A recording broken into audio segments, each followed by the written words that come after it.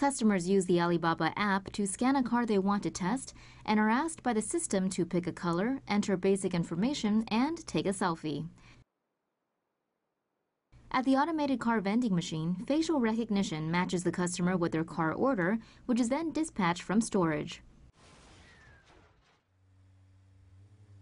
Customers are given 3 days to test drive the vehicle, after which they can buy directly through the app or arrange to test drive a different model.